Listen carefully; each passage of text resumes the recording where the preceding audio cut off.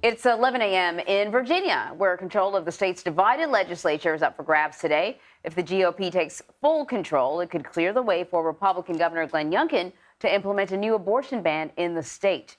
So for more on this, we want to bring in CBS News political reporter Zak Hudak. All right, so what is at stake in Virginia, Zak? In Virginia, we have at stake, frankly, all of the statewide government.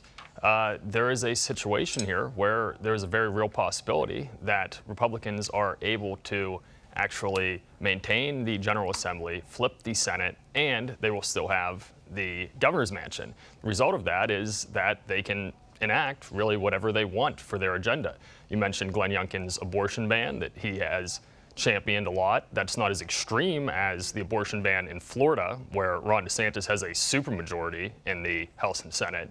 But still, that is very extreme for the state of Virginia, which is a relatively moderate state and a bellwether state. So what's on stake is, frankly, all of the policies that will affect Virginians for the next 2 years. Governor Youngkin's name isn't on the ballot yet, and yet he's having a huge impact on the race. Why is that? That's because of the situation he's been in, where he's been governor, but he has had a state house that he does not control. And the result is that nothing he wants to get done can get done unless he does it somehow through executive action.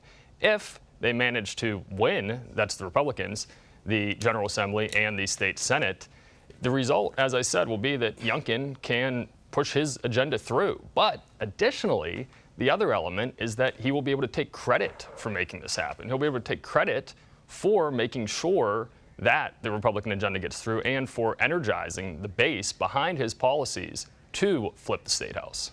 You know, something that we've been noticing in a lot of states, though, is that the issue of abortion doesn't necessarily fit neatly into people's political leanings. In other words, just because you vote Republican doesn't necessarily mean that you're in favor of a restrictive ban on abortion. So how important are abortion rights to voters in Virginia?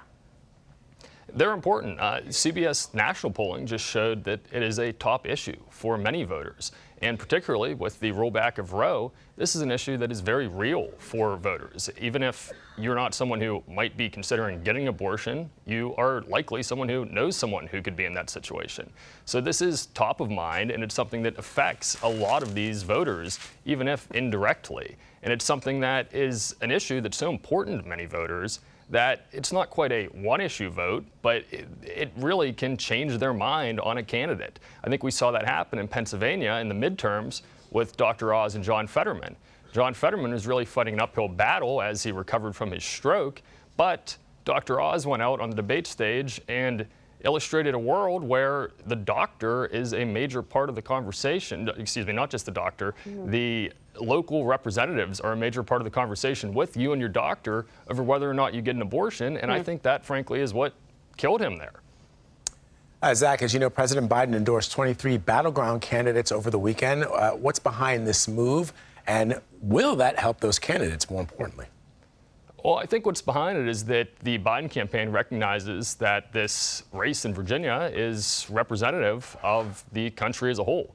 And they know that if they are unsuccessful, they being Democrats in Virginia, it's going to be a bad sign for them, and it's going to change the conversation as we look forward to 2024. The flip side of that is that there's a little bit of danger in them associating too much with these candidates. The Biden administration is not popular right now. Neither is Vice President Kamala Harris. So when the two of them come out and endorse these candidates, you see some of these candidates being like, thank you for the support, but trying to keep a little bit of distance because they want to be able to say, we're a little more moderate than them. They want to be able to still win over those moderate Republicans in Virginia. So it's a bit of a double-edged sword where it may have helped some candidates, but it may have put some candidates in a little bit of a tough bind. All right, Zak Hudak, as always, thank you.